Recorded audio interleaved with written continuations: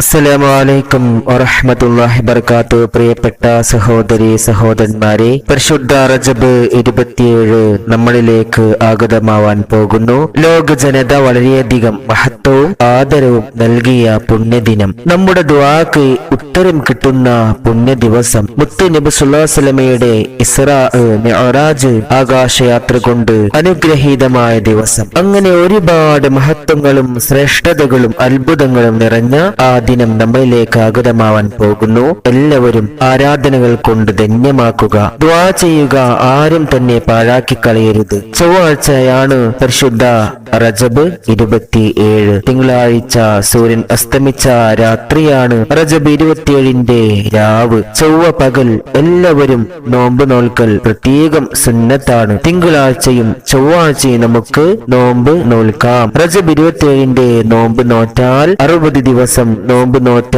കൂലി ലഭിക്കും. ആരും പാഴാക്കി കളയരുത്. റജബ് 27ന്റെ രാത്രി നാം അധികരിപ്പിക്കേണ്ട ഏറ്റവും മഹത്വമേറിയ ദിക്റ് പറയാം. അശുദ്ധിയുള്ള സ്ത്രീകൾക്കും ഈ ദിക്റ് അന്നത്തെ രാത്രി ചൊല്ലാം. മുത്തുനബി സല്ലല്ലാഹു അലൈഹി വസല്ലമ തങ്ങൾ നടത്തിയ ആകാശയാത്രക്കിടയിൽ മഹാനായ ഇബ്രാഹിം നബി അലൈഹിസ്സലാമിനെ കണ്ടുമുട്ടുകയും നമ്മുടെ സമുദായത്തിന് സമ്മാനമായി ഇബ്രാഹിം നബി അലൈഹിസ്സലാം ചൊല്ലാൻ നിർദ്ദേശിച്ച ദിക്റാണ് പറയാൻ പോകുന്നത്. ആകാശയാത്രക്കിടയിൽ മഹാനായ ഇബ്രാഹിം അലൈഹിസ്സലാം നബി സല്ലല്ലാഹു അലൈഹി വസല്ലമ തങ്ങളോട് പറഞ്ഞു, യാ മുഹമ്മദ് മുർ ഉമ്മതക അൻ യുക്സിറു ഗിറാസൽ ജന്ന, സ്വർഗ്ഗത്തിലെ ഏറ്റവും വലിയ കൃഷിയെ അധികരിപ്പിക്കാൻ താങ്കൾ അങ്ങയുടെ സമുദായത്തിനോട് പറയുക നബിയെ. അന്നേരം മുത്തുനബി സല്ലല്ലാഹു അലൈഹി വസല്ലമ തങ്ങൾ ചോദിച്ചു, വമാ ഗിറാസുൽ ജന്ന, എന്താണ് സ്വർഗ്ഗത്തിലെ ഏറ്റവും വലിയ കൃഷി? അന്നേരം ഇബ്രാഹിം നബി അലൈഹിസ്സലാം പറഞ്ഞു, സുബ്ഹാനല്ലാഹി വൽഹംദുലില്ലാഹി വലാ ഇലാഹ ഇല്ലല്ലാഹു വല്ലാഹു അക്ബർ വലാ ഹൗല വലാ ഖുവത ഇല്ലാ ബില്ലാഹിൽ അലിയിൽ അദീം എന്ന ദിക്റാണ് സ്വർഗ്ഗത്തിലെ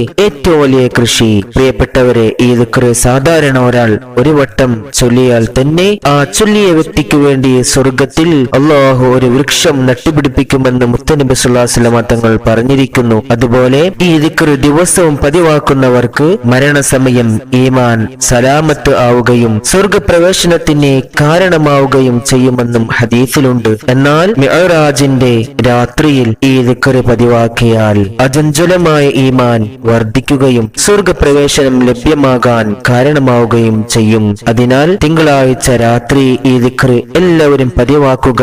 ഇൻഷാ അല്ലാഹ്. സുബ്ഹാനല്ലാഹി വൽഹംദുലില്ലാഹി വലാ ഇലാഹ ഇല്ലല്ലാഹു വല്ലാഹു അക്ബർ വലാ ഹൗല വലാ ഖുവത ഇല്ലാ ബില്ലാഹിൽ അലിയിൽ അദീം എല്ലാവരും ചൊല്ലുക. നമ്മുടെ ചാനൽ സബ്സ്ക്രൈബ് ചെയ്ത എല്ലാവർക്കും, കമന്റ് ചെയ്തുകൊണ്ടിരിക്കുന്ന എല്ലാവർക്കും വേണ്ടി പ്രത്യേകമായി ദുആ ചെയ്യും. എല്ലാവരും എനിക്ക് വേണ്ടി ദുആ ചെയ്യുക.